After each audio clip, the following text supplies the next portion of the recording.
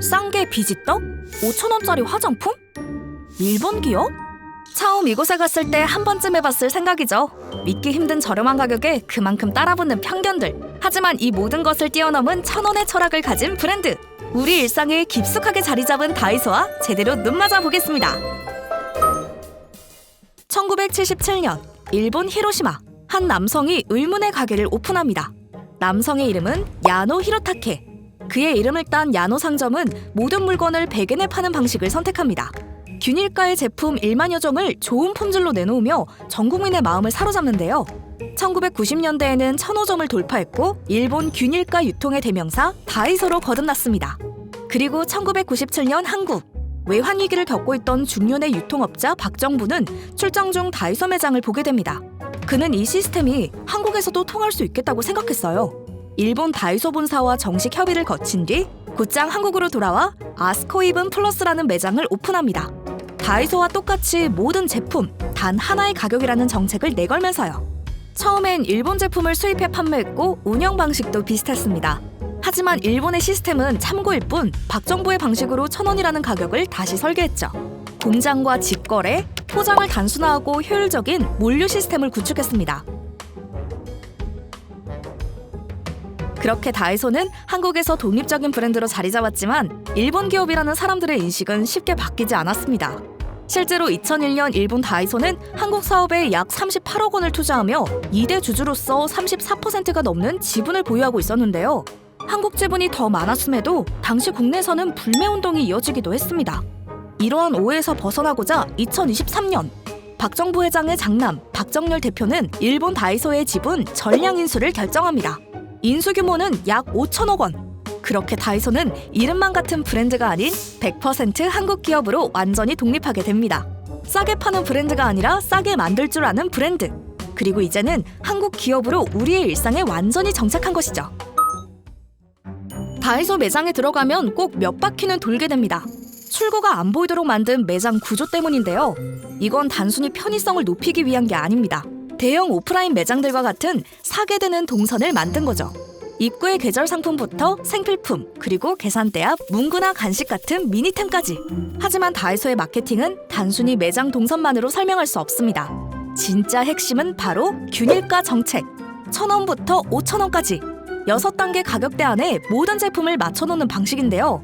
여기서 재밌는 건 제품을 만든 다음 가격을 정하는 게 아니라 가격부터 정하고 제품을 만든다는 점입니다. 고정된 판매가에 맞춰 원가, 유통, 디자인을 거꾸로 계산해서 제품을 만드는 구조인 거죠.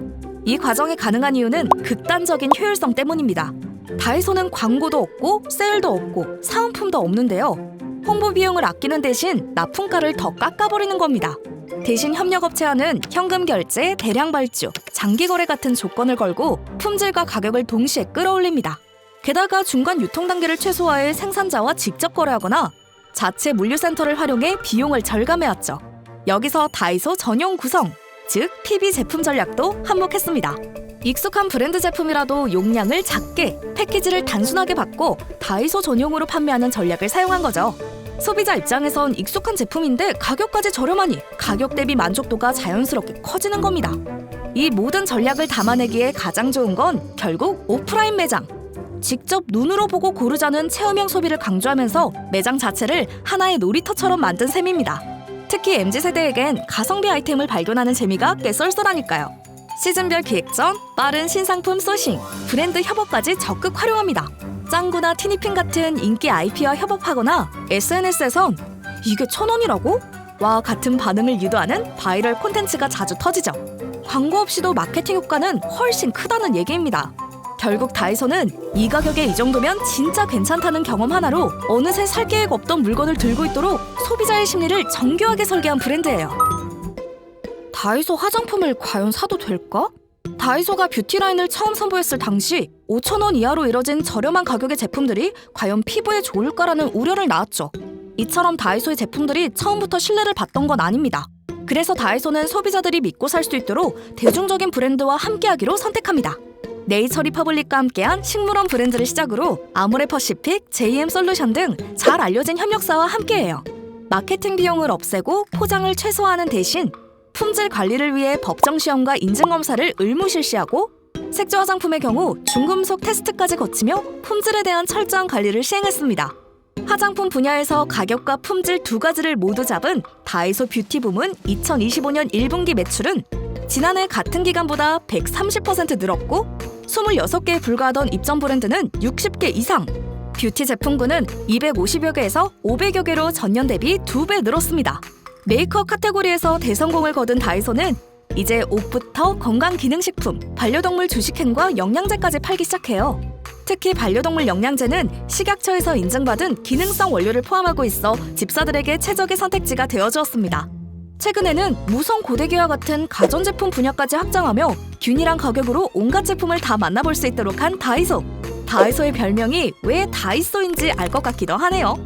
다이소는 연 3조 원 매출의 절반 이상을 오프라인 매장에서 올립니다. 그 비결은 단순히 싸게 파는 것이 아닙니다. 가격을 기준으로 상품을 설계하고 유통을 혁신하며 소비자의 습관을 디자인한 결과입니다. 사람들은 그래서 다이소를 생필품을 사는 곳이 아니라 한 번쯤 들를 만한 공간으로 기억합니다. 여러분에게 다이소는 어떤 장소인지 댓글로 남겨주세요.